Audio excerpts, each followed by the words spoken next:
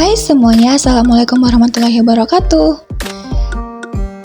Perkenalkan, nama saya Nafa Saryani dengan NIM 23160500161 Prodi Perbankan Syariah.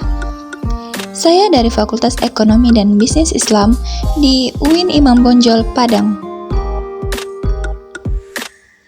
Kali ini saya akan membuat presentasi atau pemaparan tentang pengertian dasar tentang akidah.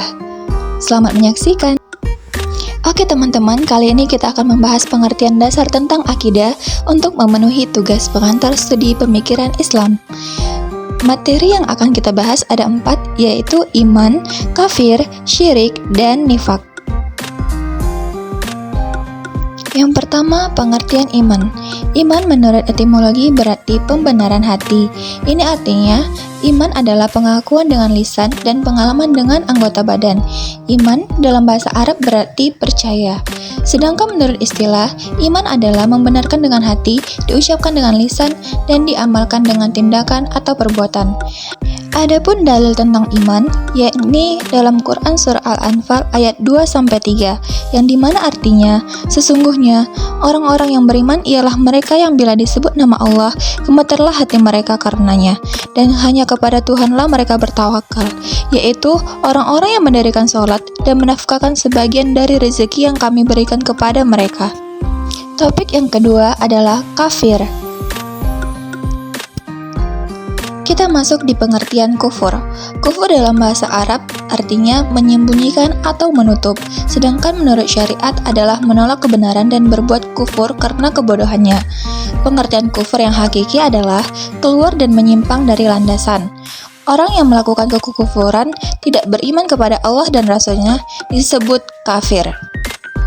Nah, sebab-sebab kufur ada 4 nih.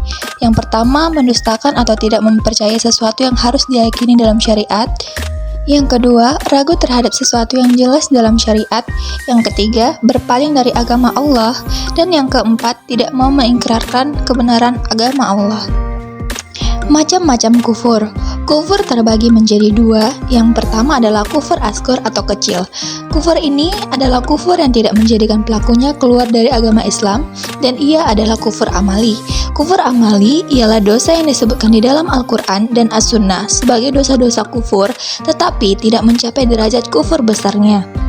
Yang kedua, kufur akbar atau kufur besar. Kufur ini dapat mengeluarkan pelakunya dari agama Islam. Kufur ini terbagi menjadi 5. Yang pertama adalah kufrul takdzib. Kufrul takdzib adalah kafir karena mendustakan. Hal ini dijelaskan di dalam Quran Surah Al-Ankabut ayat 68. Yang kedua adalah kufrus syak. Ini adalah kafir karena ragu. Dijelaskan dalam Quran Surah Al-Kahfi ayat 35-38. Yang ketiga adalah kufrul irad. Ini kafir karena berpaling. Dijelaskan dalam Quran Surah Al-Ahqaf ayat 3. Ada kufrul iba wal istikbar ma'at tasdik. Ini kafir karena menolak dan sombong tetapi disertai dengan pembenaran.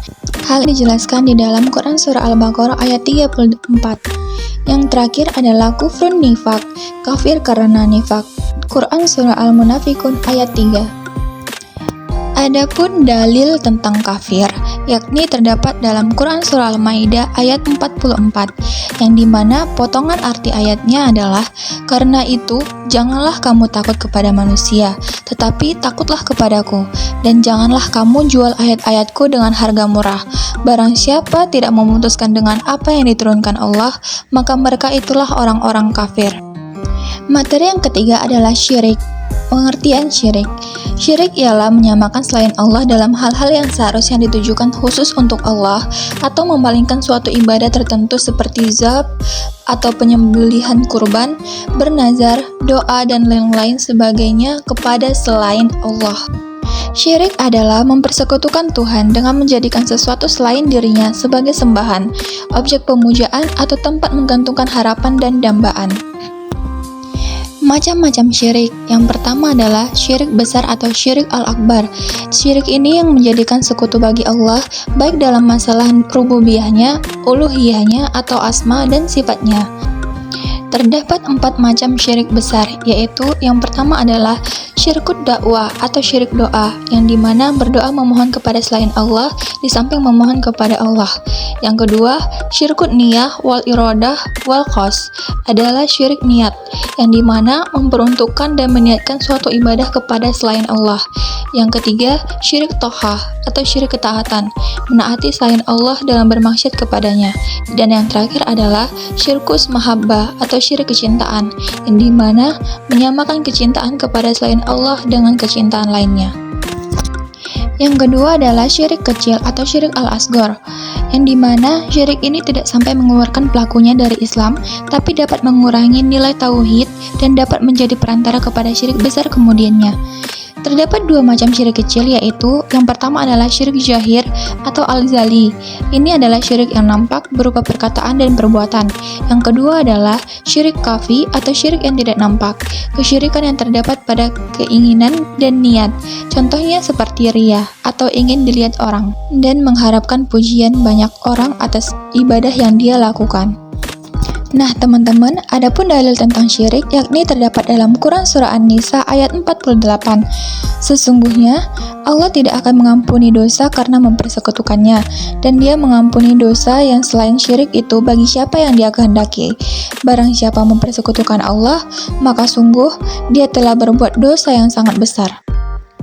Materi yang terakhir adalah nifak. Adapun pengertian tentang nifak, yang dimana artinya nifak adalah menampakkan keislaman dan kebaikan serta menyembunyikan kekafiran dan keburukan. Nah, sedangkan makna nifak secara terminologi adalah menampakkan Islam dengan menyembunyikan kekufuran. Orang yang memiliki perilaku nifak disebut orang munafik. Macam-macam nifak. Yang pertama adalah nifak iktikadi. Teman-teman, nifak iktikadi ini adalah nifak keyakinan atau nifak yang besar, di mana nifak ini menampakkan keislaman dan menyembunyikan kekafirannya. Allah menyifati perilakunya dengan segala sifat buruk. Kafir tidak mempunyai iman, tindakan mengolok-olok dan mengejek Islam dan pemeluknya, serta kecenderungan total kepada musuh-musuh Islam karena keikutsertaan mereka dalam memusuhi Islam. Seorang munafik akan menampakkan keimanan kepada Allah, kitab-kitabnya, para rasulnya, dan keimanan pada hari akhir, padahal dalam batinnya ia terlepas dari itu semua dan mendustakannya. Nifak jenis ini ada 3. Yang pertama adalah mendustakan Rasul atau mendustakan sebagian ajaran yang beliau bawa. Yang kedua, membenci Rasul. Yang ketiga, senang jika melihat agama Islam mengalami kemunduran. Lalu nifak yang kedua adalah nifak amali atau nifak kecil, di mana nifak ini melakukan suatu amalan orang-orang munafik dengan masih menyisakan iman di dalam hati. Nifak jenis ini tidak sampai menyebabkan pelakunya keluar dari Islam. Dalilnya adalah sesuai dengan sabda Nabi yang artinya, ada 4 sifat, jika semuanya ada dalam diri seseorang maka ia seorang munafik tulen. Barang siapa dalam dirinya terdapat salah satu sifat itu, berarti dalam dirinya ada satu sifat kemunafikan hingga ia meninggalkannya, yaitu jika dipercaya ia berkhianat, jika ia berbicara ia menyalahinya atau berbohong, dan jika bertikai ia akan berkata kotor. Ini terdapat dalam hadis riwayat muttafaq alaih. Adapun dalil tentang nifak yakni terdapat dalam Quran Surah Al-Ahzab ayat 12. Dan ingatlah ketika orang-orang munafik dan orang-orang yang hatinya berpenyakit berkata, yang dijanjikan Allah dan Rasul-Nya kepada kami hanya tipu daya belaka. Di dalam Al-Quran menjelaskan bahwa nifak termasuk salah satu penyakit kejiwaan atau abnormalitas dalam diri manusia. Dalam surah Al-Baqarah ayat 10 dapat dipahami dalam konteks ini yang artinya dalam hati mereka ada penyakit, lalu ditambah Allah penyakitnya dengan bagi mereka siksa yang pedih disebabkan mereka berdusta. Syekh Mutawalli ketika menafsirkan ayat ini menyatakan Allah mengumpamakan hati orang munafik dengan penyakit, seakan-akan hati mereka tidak memiliki kesehatan iman yang menghidupkan hati dan menjadikannya memiliki stamina dan kekuatan. Nah teman-teman, adapun perbedaan kufur, nifak, dan syirik, yang dimana perbedaan kufur, nifak, dan syirik yang akbar semuanya mengeluarkan pelakunya dari Islam, dan jika pelakunya mati dalam keadaan tidak bertaubat maka ia kekal selama-lamanya di neraka. Lalu, perbedaan kufur nifak dan syirik yang asghar atau yang kecil. Kufur nifak dan syirik yang kecil tidaklah sampai mengeluarkan pelakunya dari Islam. Dan jika pelakunya mati dalam keadaan bertaubat, maka ia berada di bawah kehendak Allah. Jika Allah berkehendak mengampuninya, maka Allah pun akan mengampuninya. Namun jika tidak, Allah pun akan menyiksanya. Nah, teman-teman, adapun kesimpulan dari pemaparan saya kali ini adalah akidah adalah suatu produk atau dasar keyakinan yang harus dipegang oleh orang yang mempercayainya. Yang berhubungan dengan akidah ada 4, yaitu iman, kafir, syirik, dan nifak. Iman adalah keyakinan dengan segala pembenaran kepada ketentuan Allah dan Rasul-Nya yang diterapkan dalam amal kepada sebagian dari nama-nama dan sifat-sifat Allah. Kafir adalah orang yang menolak ajaran Islam yang pada sejatinya yang diimani. Lalu syirik adalah perbuatan yang menyamakan sesuatu dengan Allah dan disandarkan kepada Allah dalam hal rububiyah dan uluhiyahnya. Sedangkan nifak adalah suatu sifat yang berbeda antara lahir dan batin atau berbeda antara perkataan dan perbuatannya. Nah, teman-teman, sekian pemaparan presentasi saya kali ini. Saya sadar di dalam presentasi ini jauh dari kata sempurna. Untuk itu, jika ada kesalahan ucapan atau penulisan materi yang saya buat, saya mohon maaf, kepada Allah saya mohon ampun. Terima kasih sudah mendengar presentasi saya sampai akhir. Wabillahi taufik walhidayah. Wassalamualaikum warahmatullahi wabarakatuh.